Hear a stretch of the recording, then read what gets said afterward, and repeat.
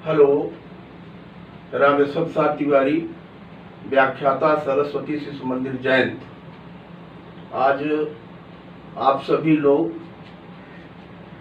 Reproduction in organism, जीवों में जनन, इसका फर्स्ट पार्ट हम लोगों ने इसके पूर्व देखा था। आज उसका सेकंड पार्ट देखेंगे। ये सेक्सुअल रिप्रोडक्शन में हम लोगों ने पूर्व वीडियो में बाइनरी फिशन, द्विविखंडन तक पढ़ा था। इसके आगे का अब देखेंगे बहुविखंडन। जैसा कि आप जानते हो कि अलैंगिक जनन एसेक्सुअल रिप्रोडक्शन में वन पेरेंट, केवल एक ही जनक भाग लेता है और इस प्रकार के रिप्रोडक्शन में किसी भी प्रकार का गैमिट का निर्माण नहीं होता है, न तो स्पर्म और न ही ओवम, इनका निर्माण नहीं होता है। केवल एक ही पेरेंट होता है और उसके भाग से, उसके शरीर के भाग के विभाजन के द्वारा ही नए जीव का निर्माण हो जाता है। तो यहाँ पर बहुविखंडन की जो प्रक्रिया है, जनरली अगर देखा जाए तो ये अनफेवरेबल कंडीशन में होती है। प्रतिकूल परिस्थितियों में इस प्रकार के जनन की प्रक्रिया होती है और ये देख सकते हैं प्लाज्मोडियम में और मोनोसिस्टस में। और इसी प्रकार से बडिंग की प्रक्रिया देखेंगे हाइड्रा और साइकान में। प्लाज्मोटोमी ये ओपेलाइना में। जेम्यूल फॉर्मेशन की प्रक्रिया होती है, अगर देखेंगे तो ये फ्रेश वाटर जो स्पंज है उनमें मुख्य रूप से देखा जाए, जैसे एग्जाम्पल ले सकते हैं स्पॉन्जिला में, इस तरीके की प्रक्रिया जेम्यूल निर्माण की होती है। रीजनरेशन यानी पुनरुद्भवन की प्रक्रिया हाइड्रा में, प्लेनेरिया में, स्टारफिश में। स्पोर फॉर्मेशन बीजाणु निर्माण, इसमें बीजाणु चल भी हो सकते हैं, मोटाइल अथवा अचल नॉन मोटाइल हो सकते हैं। क्लेमाइडोमोनास और पेनिसिलियम, इनमें इस तरीके की प्रक्रिया देखने के लिए मिलती है। आइए बारी बारी से हम लोग एक एक को देखेंगे। सबसे पहले मल्टीपल फिशन, जिसको कहेंगे बहुविखंडन। प्लाज्मोडियम में, मोनोसिस्टस में, अमीबा में भी देख सकते हैं। अमीबा में भी ये प्रक्रिया देखी जा सकती है। अमीबा कैसे करता है? प्रतिकूल परिस्थितियों में, जैसे अमीबा है, ये स्ट्रक्चर हो गई अमीबा की, आकार कोई निश्चित नहीं होता, ये उसका न्यूक्लियस हो गया, न्यूक्लियस, और साइटोप्लाज्म है, बाहर ये परत पेल्किल की परत होती है, पेल्किल होती है। ये अमीबा मुख्यतः संरचना देख सकते हैं अमीबा की। तो ये जब बहुविखंडन करता है, प्रतिकूल परिस्थितियों में बहुविखंडन की क्रिया होती है। सबसे पहले ये चारों तरफ में सिस्ट का निर्माण करता है। 3 लेयर्ड इसमें सिस्ट का फॉर्मेशन होता है, ध्यान रखेंगे। ये सिस्ट है, सबसे बाहर की ओर सिस्ट बनती है, ये रक्षात्मक परत होती है, 3 लेयर बनती है और उसका ये न्यूक्लियस है। केंद्र किसका है ये ध्यान रखेंगे, ये पूरा तीनों लेयर मिला करके यहाँ से यहाँ तक कर सकते हैं, ये सिस्ट है। और यहाँ न्यूक्लियस उसका है। ये इसका जो न्यूक्लियस है वो डिवाइड होता है, विभाजित होता है, बहुत ढेर सारे केंद्र का निर्माण कर लेता है। ये सिस्ट है बाहर, ये सिस्ट हो गई है और ये बहुत ढेर सारे केंद्रक उसके डिवाइड हो जाते हैं, माइटोटिकली समसूत्री रीति से विभाजित होते हैं और ये बहुत ढेर सारे न्यूक्लियाई, डॉटर न्यूक्लियाई कह सकते हैं, ये DAUGHTER, डॉटर न्यूक्लियाई, ये बहुत ढेर सारे पुत्री केंद्रक बन जाते हैं। बाद में जब अनुकूल परिस्थिति आती है, ये सिस्ट फट जाता है और इस सिस्ट के फट जाने के कारण ये जो डॉटर न्यूक्लियाई हैं, इनसे नए अमीबा का निर्माण हो जाता है। बहुत ढेर सारे, ये जितने भी थे, हर एक न्यूक्लियाई से कह लीजिए कि ये नए अमीबा का निर्माण हो जाएगा। ये अमीबा बन गया, ये ध्यान रखेंगे, न्यू अमीबा। इसी तरीके से एक आप उदाहरण और ले सकते हैं, आप हायर क्लासेस में है, प्लाज्मोडियम का ले सकते हैं। प्लाज्मोडियम में, प्लाज्मोडियम जानते हैं, मलेरिया परजीवी। ये इसकी life cycle digenic life cycle होती है, 2 पोस्तों में पूरा होती है। तो यहाँ पर मुख्य रूप से देखा जाए तो इसमें सेक्सुअल रिप्रोडक्शन अलैंगिक जनन के समय, अलैंगिक जनन के समय जो सिग्नेट रिंग स्टेज, आगे आपको मलेरिया परजीवी का जीवन चक्र पढ़ना है। रिंग स्टेज में ये उसका न्यूक्लियाई है, जब ये आरबीसी के अंदर प्रवेश करता है, लाल रुधिर कणिकाओं के अंदर, उस समय इसका न्यूक्लियाई अमीबाइड स्टेज। देन अगर देखें तो ये न्यूक्लियाई चारों तरफ, पहले तो सिस्ट का निर्माण इसमें भी हो जाएगा। हमेशा ध्यान रखेंगे सिस्ट का निर्माण होगा ही, रक्षात्मक परत होती है सिस्ट। इसके बाद इसका जो न्यूक्लियाई है ये डिवाइड होता है, बहुत ढेर सारे केंद्रक का निर्माण करता है, ये न्यूक्लियाई बन रहे हैं। वास्तव में ये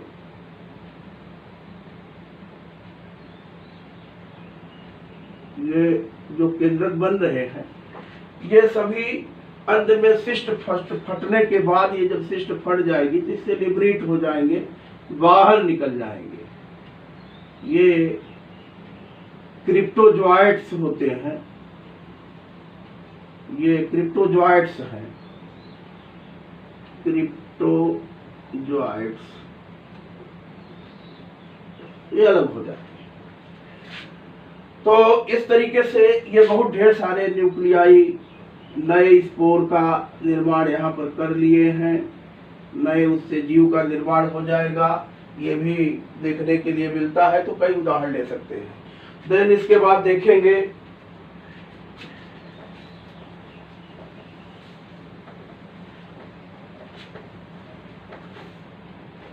हाइड्रा में बडिंग की प्रक्रिया होती है। बडिंग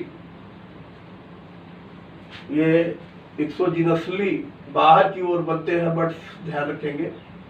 और इनमें मुख्य रूप से अगर देखा जाए, हाइड्रा है, साइकान है, तो एक शरीर से आउट ग्रोथ, एक वृद्धि निकलती है, होती है। जैसे हाइड्रा का शरीर देखे होंगे संरचना, हाइड्रा,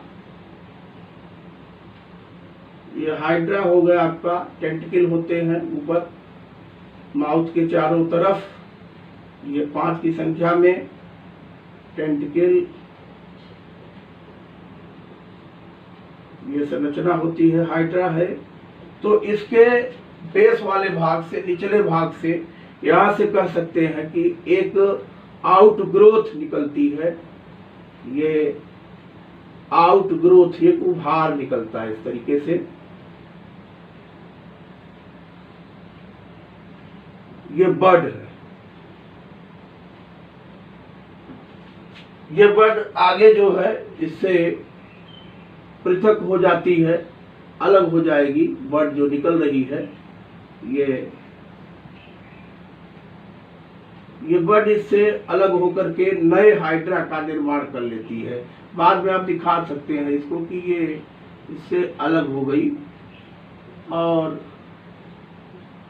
नए हाइड्रा का, ये जो कि स्वतंत्र रूप से फिर तैरने लगेगा पानी में, ये नया इसे कट होकर के अलग हो गया। तो इस तरीके से हाइड्रा में जो है कह सकते हैं कि बडिंग की क्रिया होती है। साइकान में भी देख सकते हैं, साइकान का एग्जाम्पल ले रहे हैं अगर, तो साइकान में भी देखे होंगे, साइकान स्पंज, ध्यान में होगा आपको, इसमें ऊपर एक बड़ा छिद्र आस्कुलम और शरीर में बहुत ढेर सारे छिद्र आस्टिया होते हैं। ये आस्टिया, OSTIA, ये, और ये आस्कुलम है। यहाँ पर बर्ड उससे भी नीचे वाले भाग में लगे हुए आपने देखे होंगे कॉलोनी में, ये बर्ड उस तरीके से उसमें भी निर्माण हो सकता है। आपको एक एग्जाम्पल कोई भी ले लेना है, दिखाना है। इसके बाद है प्लाज्मोटॉमी। प्लाज्मोटॉमी की प्रक्रिया वर्टिसेला में, ओपेलाइना में देखने के लिए मिलती है। ये प्रोटोजोअन्स है। ओपेलाइना में अगर देखें तो इसके शरीर पर ऊपर बहुत ढेर सारे सिलिया पाए जाते हैं, ये सिलिया है, और ये मल्टी न्यूक्लिएट होता है। बहुत ढेर सारे इसके शरीर के अंदर न्यूक्लियाई उपस्थित होते हैं। ये न्यूक्लियाई हैं, न्यूक्लियाई, ये न्यूक्लियाई जो है बहुत ढेर सारे, ये जब विभाजन करना होता है तो सीधे सीधे इसके पहले केंद्रकों की संख्या बढ़ती है, वो डिवाइड हो जाते हैं समसूत्री रीति से, बहुत ढेर सारे केंद्रक बन जाते हैं। और ये केंद्रक जब बन जाएंगे तब क्या होगा, इसका साइटोकाइनेसिस रीति से, यानी इसके शरीर का कह लीजिए विभाजन हो जाता है। कुछ केंद्रक ऊपर चले जाएंगे, कुछ केंद्रक नीचे चले आएंगे। ये इस तरीके से इसमें विभाजन की प्रक्रिया प्रारंभ हो जाएगी और ओपेलाइना, एक ओपेलाइना से कुल मिलाकर के 2 ओपेलाइना बन जाएंगे। इधर भी न्यूक्लियाई है बहुत ढेर सारे, और ये बढ़ जाएगा अंत में देखा जाए तो एक ये डाटर ओपेलाइना और ये दूसरा, ये बन जाएंगे।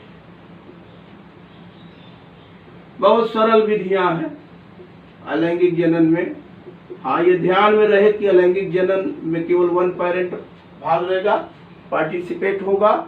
और दूसरी चीज ये ध्यान रखना है कि अलैंगिक जनन की प्रक्रिया में अगर देखा जाए तो जो डाटर्स बनती है, जो पुत्री कोशिकाएं बनेंगी, जो पुत्री जीव बनेंगे, वो सेम पेरेंट्स के समान होते हैं, मॉर्फोलॉजिकली एंड कह लीजिए कि जेनेटिकली, दोनों रूप से वो समरूप होते हैं, इसलिए उनको क्लोन कहते हैं। ये आपको ध्यान में रखना है।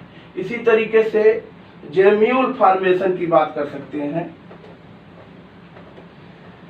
जेम्यूल, गेम्यूल जो भी कहें, ये स्पॉन्जिला में जो स्पंज हैं उनमें इस तरीके से देखने के लिए मिलता है। उनमें मुख्य रूप से आर्कियोसाइट्स कोशिकाएं बनती हैं, जानते हैं। ये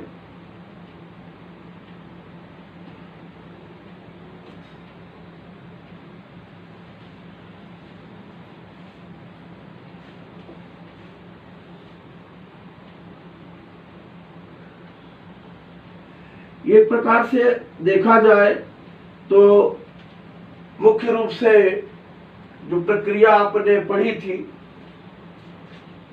बर्डिंग की प्रक्रिया, उसी प्रकार की प्रक्रिया है। ये इंडोजिनसली बर्डिंग भी कर सकते हैं उसको। इसमें ये तो उसका माइक्रोपाइल है, माइक्रोपाइल,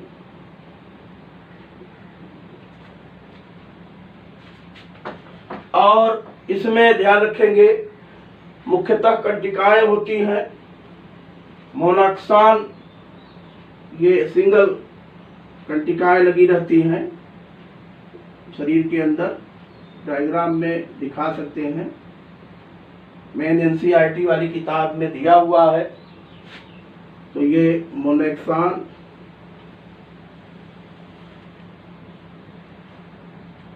मोनाक्सान ये मुख्य रूप से स्पिक्यूल्स,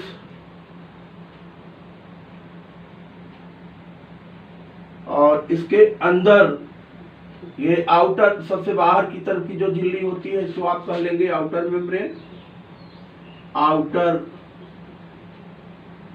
मेम्ब्रेन, और जो अंदर झिल्ली है ये इनर मेम्ब्रेन, इनर मेम्ब्रेन। और अंदर इसमें जो बनती हैं, देखेंगे यहाँ पर जो कोशिकाएं बनेंगी जिनमें क्षमता है नए स्पंज के फॉर्मेशन की,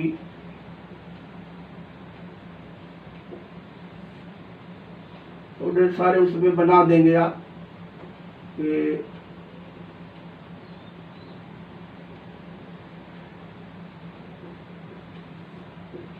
तो यहाँ पर जो है ये आर्कियोसाइट्स हैं, इनमें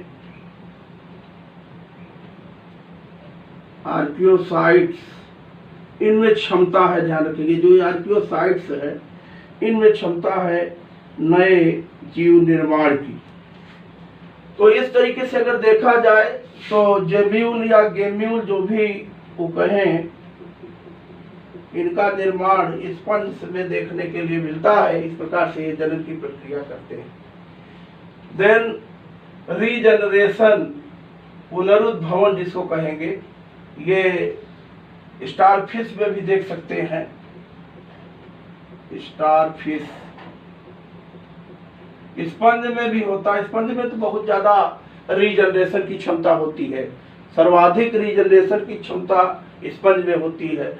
बेलर का कहना है कि अगर स्पंज को लेकर के और उसको पीस दिया जाए और पीस करके उसे कपड़े में रख करके अगर दबाकर छान दे और उसके जो टुकड़े बचते हैं अगर उनको पानी में समुद्र में छिड़क दिया जाए तो हर टुकड़े से नया स्पंज का निर्माण हो जाता है। यानी रीजनरेशन की अपार क्षमता होती है।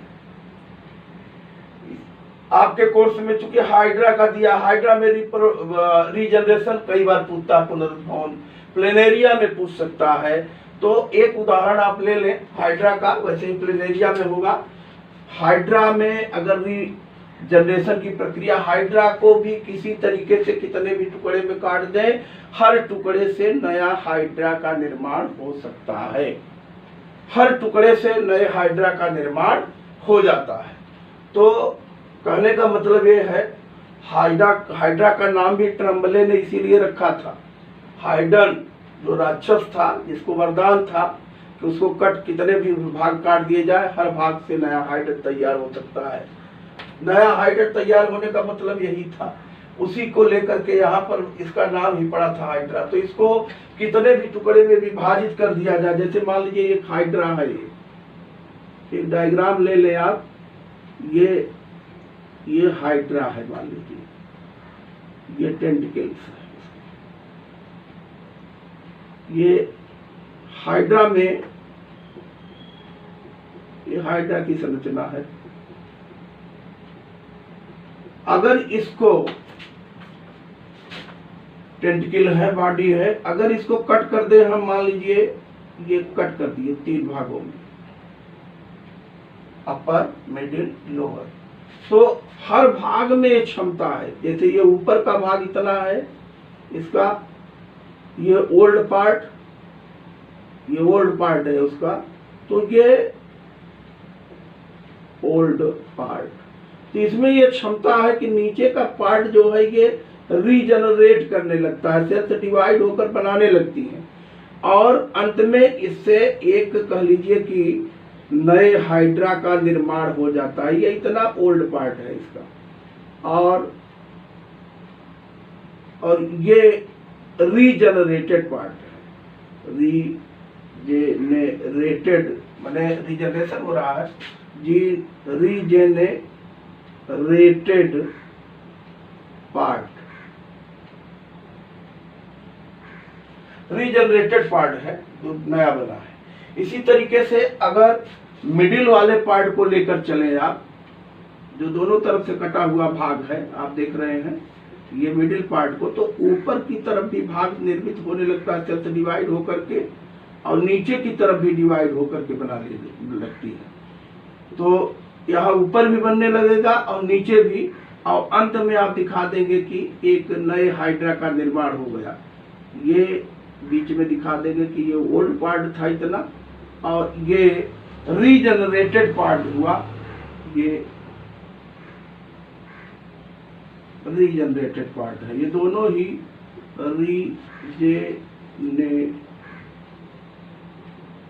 रीजनरेटेड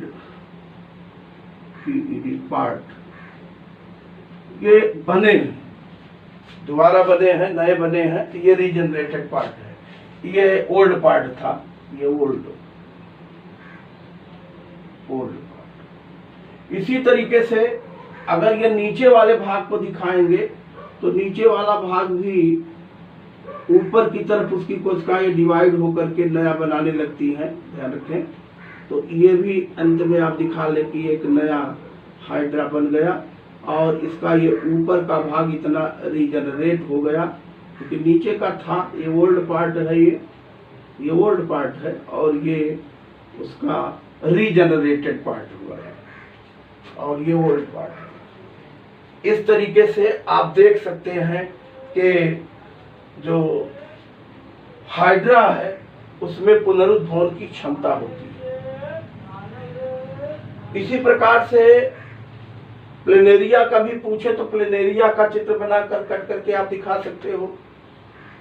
स्टारफिश में भी रीजनरेशन की क्षमता होती है, लेकिन जैसे जैसे आगे बढ़ते जाते हैं रीजनरेशन की क्षमता घटती चली जाती है। पक्षियों के चोंच में रीजनरेशन की क्षमता होती है, वो भी बना सकते हैं। मछलियों के फिन्स में रीजनरेशन की क्षमता होती है।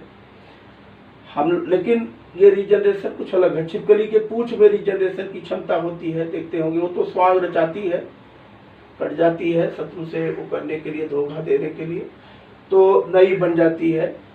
हम लोगों के लीवर में भी कुछ रीजनरेशन की क्षमता है, पर ये रीजनरेशन ऐसा नहीं है कि वो टूट फूट की मरम्मत तक सीमित है। नए जीव के निर्माण की बात नहीं करनी है कि नया जीव बन जाएगा, केवल टूट फूट के मरम्मत तक की बात कर सकते हैं। इसी तरीके से स्पोर फॉर्मेशन, बीजाणु बनने की बात की जा रही है। बीजाणु चल भी हो सकते हैं, अचल भी हो सकते हैं। जैसे क्लेमाइडोमोनास का एग्जाम्पल हम लोग लेते हैं, तो क्लेमाइडोमोनास ये जानते हैं कि एक एल्गी है और एक कोशिकीय शैवाल है, यूनिसेलुलर एल्गी है, देखते होंगे। और ये फ्लैजिलम उसमें जो चलने के लिए, यहाँ पर कॉन्ट्रैक्टाइल वैक्यूल, ये 11th में आपने पढ़ा है, क्लोरोप्लास्ट है उसका। यहाँ पायरिनॉइड्स होता है, न्यूक्लियस और वैक्यूल्स बड़ी सी ये रहता है, न्यूक्लियस है, ये क्लोरोप्लास्ट है। Chloroplast cup shaped single chloroplast, pyrenoid, और ये उसके बेसल ग्रेन्यूल। इनको बहुत नामांकन करने की जरूरत नहीं है, आपको मतलब है जनन से। यहाँ पर ये कॉन्ट्रैक्टाइल वैक्यूल्स हैं, ये फ्लैजिला हैं, तो बहुत ढेर सारे नामांकन करने की जरूरत नहीं है। आपको ध्यान देना है कि किस तरीके से इसमें बीजाणु निर्माण की प्रक्रिया होती है। बीजाणु निर्माण में इसका मुख्यतः अगर देखा जाए तो ये फ्लैजिला नष्ट कर लेता है और इसके भी अंदर जो है इसका न्यूक्लियस, साइटोप्लाज्म, क्लोरोप्लास्ट, ये सब एकत्रित होकर मध्य में आ जाते हैं और इसका न्यूक्लियाई फिर जो है डिवाइड होता है, विभाजित होता है। फ्लैजिलम बाद में नष्ट हो जाएंगे। ये डिवाइड होता है न्यूक्लियाई इसका, और ये 4 से 8 अलग अलग स्पीसीज में अलग अलग इनकी संख्या बन सकती है। ये बन जाते हैं, ध्यान रखेंगे, ये इनकी संख्या अलग अलग बन सकती है, 2, 3, 4, 5, 6, 7, 8 दिखा सकते हैं, 8 तक संख्या तक।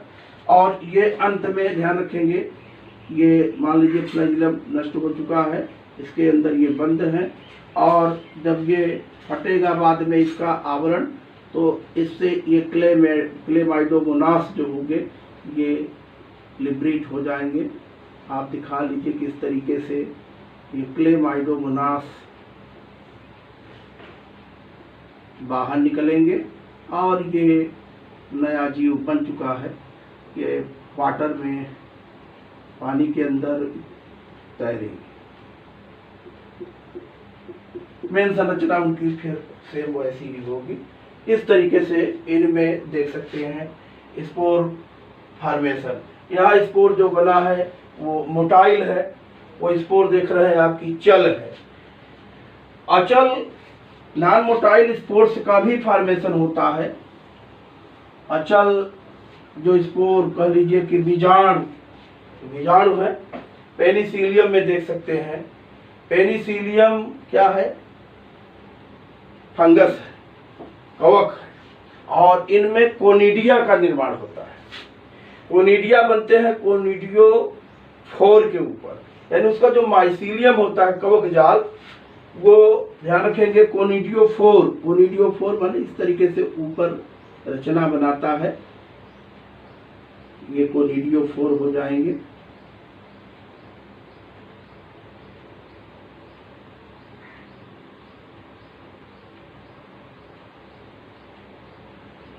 कोनिडियोफोर के ऊपर यहां ध्यान रखेंगे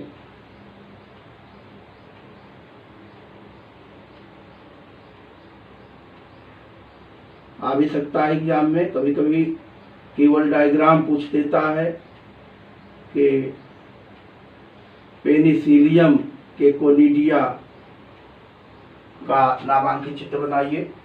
ये कोनिडियोफोर है,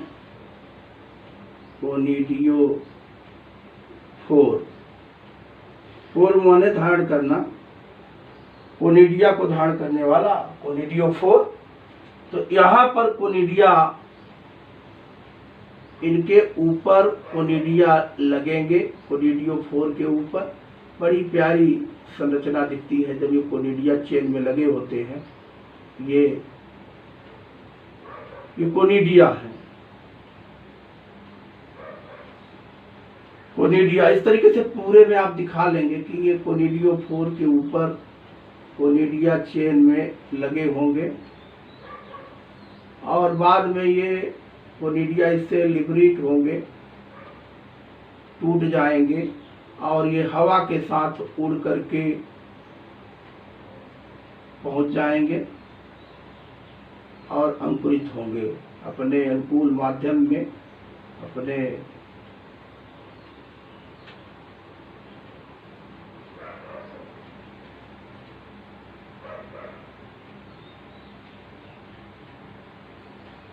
ये कोनिडिया है लगे हुए। इस तरीके से दिखा सकते हैं। एकाक और रचना यहाँ बीच में खाली दिख रहा है, ये लगे होते हैं। ये अनब्रांच्ड है, शाखित नहीं है। पेनिसिलियम में इस तरीके से बनते हैं। कहीं कहीं पर कोनिडिया जो होते हैं वो ब्रांच्ड हो जाते हैं। बहुत ढेर सारे जीवों में इस तरीके से देखने के लिए मिलते हैं कि कोनिडिया जो होते हैं वो ब्रांच्ड हो जाते हैं।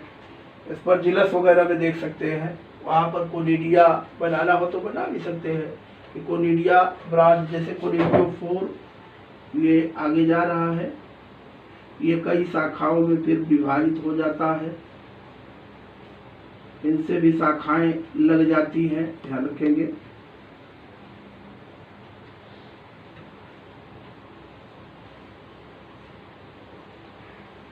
और इनके ये शाखाएं देख रहे हैं विभाजित होती चली जा रही, और इन शाखाओं के ऊपर फिर कोनिडिया लगते हैं। तो यहाँ कोनिडियो जो फोर है वो देख रहे हैं ब्रांच्ड हो जाता है, ऐसा भी दिखा सकते हैं। इस पर जिलस वगैरह इस तरीके से कोनिडियो फोर आगे चल करके ब्रांच्ड हो जाता है, ब्रांच उसकी शाखाएं निकल गई है, ऐसा भी देखने के लिए मिल सकता है।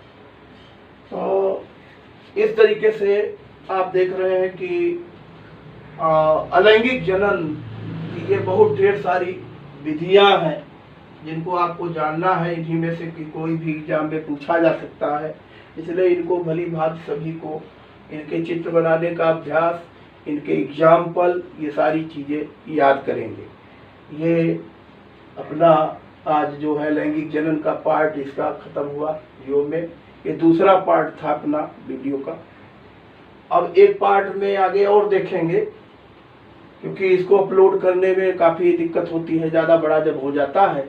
अब इसके बाद देखेंगे वेजिटेटिव प्रोपेगेशन इन प्लांट्स, यानी कायिक प्रवर्धन देखना है पौधों में। नेक्स्ट वीडियो अपना ये होगा, तीसरा पार्ट इसका। 3 पार्ट में चैप्टर खत्म हो जाएगा। तो वीडियो को ठीक प्रकार से आप देखें, लाइक करें, सब्सक्राइब करें। धन्यवाद।